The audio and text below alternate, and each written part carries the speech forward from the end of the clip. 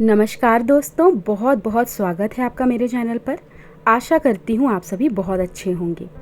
दोस्तों, आज है सुपरस्टार राजेश खन्ना जी की पुण्यतिथि।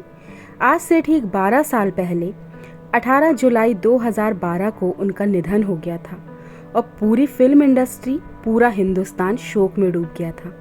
राजेश खन्ना साहब थे ही ऐसी पर्सनैलिटी। उनका करिश्मा, उनका स्टारडम, उनकी जादुई मुस्कान कोई नहीं भूल सकता। आज उनके जाने के 12 साल बाद भी लोग उन्हें हरदम याद करते हैं। उनके गाने, उनके फिल्में कालजयी हैं दोस्तों, उन्हें लोग कभी नहीं भूल सकते। दोस्तों, आप जैसे कि जानते ही हैं कि मैं पढ़ रही हूँ राजेश खन्ना जी की बायोग्राफी, कुछ तो लोग कहेंगे, जिसे लिखा है यासिर उस्मान ने। दोस्तों, उसमें भूमिका है जाने माने लेखक सलीम खान साहब की। सलीम खान साहब दोस्तों किसी भी तारुफ के मोहताज नहीं हैं। जाने माने लेखक रह चुके हैं। सलीम जावेद बहुत ही हिट जोड़ी रही है, जिसने शोले, जंजीर, हाथी मेरे साथी, अंदाज, कई फिल्मों लिखी हैं उन्होंने, कई फिल्में लिखी हैं। और राजेश खन्ना साहब के साथ भी उन्होंने बहुत काम किया है।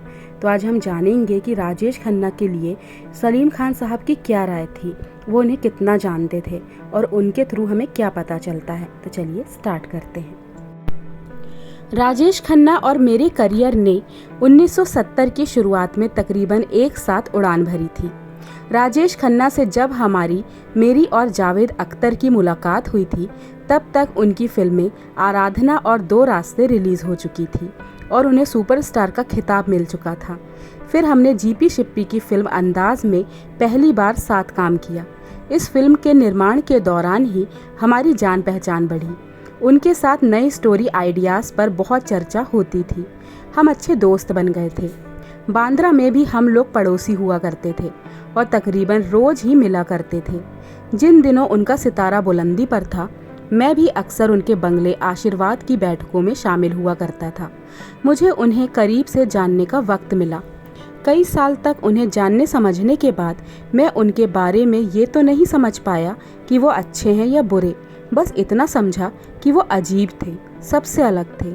ये वो वक्त था जब फिल्म इंडस्ट्री आज के दौर के मुकाबले छोटी ज़रूर थी, लेकिन यहाँ प्रतिद्वंदिता कम नहीं थी। दिलीप कुमार, राज कपूर, देव आनंद, शम्मी कपूर, राजेंद्र कुमार जैसे एक्टर राज करते थे। इन सब की मौजूदगी में किसी भी नए एक्टर के लिए अपनी पहचान बनाना बड़ी बात थी। राजेश ने ना सिर्फ अपनी पहचान बनाई, बल्कि बहुत कम वक्त में अपने स्टारडम को एक नई ऊंचाई तक पहुंचा दिया।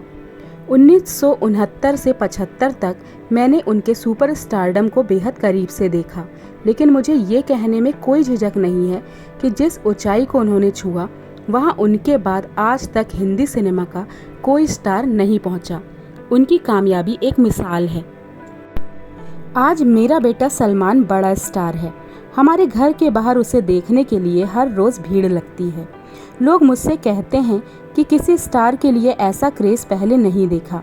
मैं उन लोगों से कहता हूँ कि इसी सड़क से कुछ दूरी पर कार्टर रोड पर आशीर्वाद के सामने मैं ऐसे कई नज़ारे देख चुका हूँ। राजेश खन्ना के बाद मैंने किसी भी दूसरे स्टार के लिए ऐसी दीवानगी नहीं देखी। राजेश के फैंस में 6 से 60 साल तक के लोग शामिल थे। खास तौर पर लड़कियां तो उनकी दीवानी थी। उनके करियर की सबसे बड़ी हिट फिल्म हाथी मेरे साथी लिखने में मेरा योगदान था। मुझे याद है कि इस फिल्म की शूटिंग के वक्त मैं उनके साथ मद्रास, चेन्नई और तमिलनाडु की कई दूसरी लोकेशंस पर गया। मैंने देखा उन इलाकों में भी राजेश खन्ना के नाम पर भारी भीड़ जमा हो जाती थी। ये हैरत की बात थी, क्योंकि वहाँ हिंदी फिल्में आम तौर पर ज़्यादा नहीं चलती थी। तमिल फिल्म इंडस्ट्री खुद काफ़ी बड़ी थी और उसके अपने मशहूर स्टार थे, लेकिन राजेश खन्ना का करिश्मा ही कुछ अलग था। ये करिश्मा उन्होंने उस दौर में कर दिखाया था जब ना तो टेलीविज़न था, ना 24 घंटे का एफएम रेडियो, ना बड़ी बड़ी पीआर एजेंसीज। लेकिन 4-5 साल के बाद उनके करियर की ढलान भी शुरू हो गई। जिस तरह उनकी बेपनाह कामयाबी की कोई एक वजह नहीं थी, उसी तरह उनके करियर के ढलने की भी कोई एक वजह नहीं थी। उनकी पारिवारिक जिंदगी के तनाव, इंडस्ट्री के लोगों के साथ उनका बर्ताव और कुछ नया ना करना, ऐसी कई वजह थी। लेकिन मुझे लगता है कि इसमें किस्मत का भी खेल था। फिर जब फिल्में पिटी तो उन्होंने अपने अंदर झांक कर तक नहीं देखा कि गलती कहाँ हुई है। उन्होंने दूसरों को दोष देना शुरू कर दिया। उन्हें लगता था कि उनके खिलाफ कोई साजिश हुई है। उन जैसे सुपरस्टार के बारे में ये जानकर आपको हैरानी होगी कि एक इंसान के तौर पर वो इंट्रोवर्ट थे और खुद को सही ढंग से एक्सप्रेस तक नहीं कर पाते थे। वो बेहद शर्मीले भी थे। मैं उनकी मेहमान नवाजी का भी गवाह रहा हूँ। बड़े दिल के आदमी थे, खाना खिलाने के शौकीन थे। मैं जानता हूँ कि उन्होंने अपने स्टाफ के लोगों को मकान भी दिए हैं। कोई आदमी अच्छा लगता था तो उसके लिए बिक जाते थे, गाड़ियाँ तक गिफ्ट दी हैं। उस जमाने में अपने दोस्त नरेंद्र बेदी को भी उन्होंने गाड़ी तोहफे में दी थी। फिर धीरे धीरे उनका दौर गुजर गया, लेकिन मुझे लगता है कि अपने जहन में वो इस बात को कभी स्वीकार नहीं कर पाए। फिल्म इंडस्ट्री के बड़े स्टार पर कई किताबें लिखी गई हैं। इनमें से ज़्यादातर या तो राजेश खन्ना से पहले के स्टार्स जैसे दिलीप कुमार, देव आनंद, राज कपूर, शम्मी कपूर वगैरह पर हैं, या फिर राजेश खन्ना के बाद के स्टार्स जैसे अमिताभ बच्चन पर। हैरानी की बात है कि राजेश खन्ना पर अब तक कुछ भी शोध परख नहीं लिखा गया, जबकि उनका दौर हिंदी फिल्म इंडस्ट्री का बेहद अहम और करिश्माई दौर रहा है। अपने उस दौर में भी वो वन मैन इंडस्ट्री थे और कहा जाए तो उन दिनों फिल्में नहीं चलती थी, सिर्फ राजेश खन्ना चलते थे। किसी कलाकार की ज़िंदगी के बारे में रिसर्च करके लिखना आसान नहीं है। वक्त बीतने के साथ साथ कलाकार को जानने वालों की यादें अक्सर धुंधली हो जाती हैं। ज़रूरी है कि उन लोगों से बात करके उसकी पर्सनैलिटी को समझकर उसे दस्तावेज बंद किया जाए।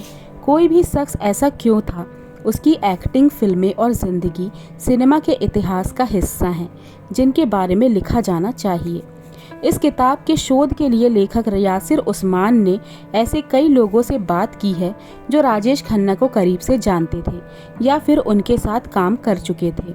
इसके अलावा खुद राजेश के पुराने इंटरव्यूज़, उनके निर्माता निर्देशकों, को स्टार्स के अनुभव और कड़ी रिसर्च के जरिए उनकी ज़िंदगी और उस दौर को बड़ी खूबसूरती से रिक्रिएट किया गया है। हालांकि ये राजेश खन्ना की असली ज़िंदगी की कहानी है, लेकिन लेखक का अंदाज़े बयां ऐसा है कि ये कहानी किसी दिलचस्प फिल्म की तरह जहन में यादगार तस्वीरें उभारती हैं। इन तस्वीरों में राजेश खन्ना पलकें झपकाते हुए अपनी हसीन मुस्कान के साथ भी नजर आते हैं और बाद में अकेलेपन और गुमनामी से जूझते हुए गुजरे ज़माने के स्टार के तौर पर भी। फिल्म स्टार्स या पब्लिक फिगर्स के बारे में बात करते वक्त हम अक्सर ये भूल जाते हैं कि वो भी आम इंसान ही हैं जो गलतियां करते हैं, नाकाम भी होते हैं, जिन्हें असुरक्षा होती है और कामयाबी खोने का डर भी सताता है। इस कहानी में राजेश खन्ना के बेमिसाल स्टारडम के साथ एक एक्टर के तौर पर उनकी काबिलियत का जिक्र है, तो एक इंसान के तौर पर उनकी खूबियों और खामियों की भी बात है। कुल मिलाकर लेखक राजेश खन्ना की शख्सियत के कई डायमेंशंस बड़ी खूबी से सामने लाते हैं। अक्सर मशहूर शख्सियतों की असली ज़िंदगी पर लिखे गए लेख या किताबें या तो सिर्फ उनकी तारीफ करती हैं या सिर्फ आलोचना, और इस कोशिश में अक्सर यूनिडायमेंशनल हो जाती हैं। लेकिन यहाँ कड़ी रिसर्च के हवाले से बड़े बैलेंस तरीके से सारी बातें उभरती हैं। किसी दिलचस्प नॉवल की तरह कहानी को आगे बढ़ाते हुए लेखक गंभीर बात कह जाते हैं। खास तौर पर अंत तक पहुंचते हुए उन्होंने जिस तरह राजेश खन्ना के व्यक्तित्व को समझाने की कोशिश की है, वो लेखनी पर उनकी पकड़ को साफ दिखाता है। इसमें लेखक की पत्रकारिता की ट्रेनिंग भी नजर आती है। मैंने भी ये सोचा नहीं था कि अगर एक इंसान की जिंदगी खोली जाए तो उसमें कितनी परतें हो सकती हैं और ये परतें उसकी शख्सियत को कितनी आयाम देती हैं। फिल्म की स्क्रिप्ट लिखते समय नए नए किरदार गढ़ते वक्त मैं इन बातों पर बेहद ध्यान देता था, लेकिन ये किताब पढ़कर मुझे यही लगा कि वाकई truth is stranger then fiction. एक ऐसा शख्स जिसे मैं एक जीते जागते इंसान के तौर पर जानता था, उसी शख्स को देखने समझने का एक नया नजरिया और उसकी जिंदगी एक नया पहलू मुझे इस किताब में नजर आया। सलीम खान ने बड़े दार्शनिक अंदाज में बताया, ये जो शोहरत की शराब है उसका नशा अलग है और बहुत गहरा है। जैसे जैसे शोहरत बढ़ती है तो पैसा भी बढ़ता है और ये तो डबल नशा है। फैंस आपको देखने के लिए पागल हो रहे हैं और प्रोड्यूसर्स पैसा लेकर आपके पीछे घूम रहे हैं, तो दो शराबें पी रहे हैं आप। ये कॉकटेल जैसा नशा है। ये नशा ज़्यादा हो जाए तो कोई भी आदमी लड़खड़ाकर गिर जाएगा। सलीम खान के मुताबिक राजेश खन्ना की जिंदगी में भी अचानक इस कॉकटेल की ज्यादती होने लगी थी। हर फिल्म, मैगजीन और अखबार में सुपरस्टार के नए बंगले की तस्वीरें छपती थी। आशीर्वाद भी राजेश खन्ना की तरह ही मशहूर हो गया था। देश भर से बम्बई आने वाले लोग की खास मांग रहती थी कि उन्हें सुपरस्टार का बंगला दिखाया जाए। हर रोज उनके पास फैंस के ऐसे हजारों खत आते थे जिसमें पते के रूप में उनके नाम के साथ सिर्फ आशीर्वाद बम्बई लिखा होता। इसमें राजेश खन्ना की दीवानी लड़कियों के खुशबू से महकते खत होते थे। शादियों के प्रपोजल्स भी और खून से लिखे ऐसे खत भी थे जिनके बारे में पहले भी बहुत कुछ कहा और लिखा जा चुका है। खतों की तादाद इतनी ज़्यादा थी कि राजेश खन्ना ने उन खतों को छांटकर उनका जवाब देने के लिए बाकायदा एक शख्स को रखा था। ये शख्स थे प्रशांत कुमार रॉय। प्रशांत राजेश खन्ना के ऑफिस सेक्रेटरी बन गए और तकरीबन 20 साल तक आशीर्वाद में काम करते रहे। प्रशांत ने मुझे बताया, फेन मेल का ढेर लग जाता था हर दिन। काका जी अक्सर आते थे और पूछते थे कि प्रशांत, आज सबसे अच्छे खत कौन से चुने। वो जोर जोर से खत पढ़ते थे और हमारी तरफ देखकर मुस्कुराते थे। वो फैंस के जज्बात देखकर हैरान हो जाते थे और हंसते हुए पंजाबी में कहते थे, हुण की करा, इधर से लो उधर से लो, खून दे लेटर, मैं क्या करूं, एक ही हो गया। मैंने खुद देखा है कि हर रोज 2-3 खत खून के लिखे हुए आते थे। खतों के जवाब में काका जी के ऑटोग्राफ वाली तस्वीरें भेजने की जिम्मेदारी मेरी ही होती थी। राजेश खन्ना से जुड़ा सलीम खान ने एक और वाक्य सुनाया। एक बार एक फिल्म पत्रिका ने अभिनेता संजीव कुमार पर एक कवर स्टोरी की। संजीव कुमार के साथ राजेश खन्ना की कोल्ड वार की खबरें उन दिनों अक्सर आती रहती थी। इस कवर स्टोरी में संजीव कुमार की तारीफ करते हुए उन्हें एक सीरियस एक्टर बताया गया था। फिल्म इंडस्ट्री की कई हस्तियों के साथ इसमें सलीम खान का भी इंटरव्यू था जिसमें उन्होंने संजीव कुमार की तारीफ की थी। महबूब स्टूडियो में शूटिंग के बीच हुए ब्रेक के दौरान राजेश खन्ना की नज़र इस फिल्म पत्रिका पर ठहर गई। शायद उनके जहन में सवाल उठा कि इंडस्ट्री में टॉप पर कौन है, वो या संजीव कुमार। उन्होंने फौरन अपने ड्राइवर को सलीम खान को लाने के लिए उनके घर भेज दिया। जब मैं वहां पहुंचा तो वो बड़े स्टाइल से अपने इम्पोर्टेड कार के बोनट पर बैठे एक पत्रिका पढ़ रहे थे। सलीम खान याद करते हैं, उन्होंने पत्रिका दिखाकर मुझसे पूछा, ये आपने कहा है? इस सवाल पर सलीम खान ने हामी भरी। तो आप समझते हैं संजीव कुमार अच्छा एक्टर है? सलीम खान ने फिर से हामी सिर हिलाया। और मेरे बारे में आपका क्या ख्याल है? सलीम खान हैरान थे कि बातचीत किस दिशा में जा रही है।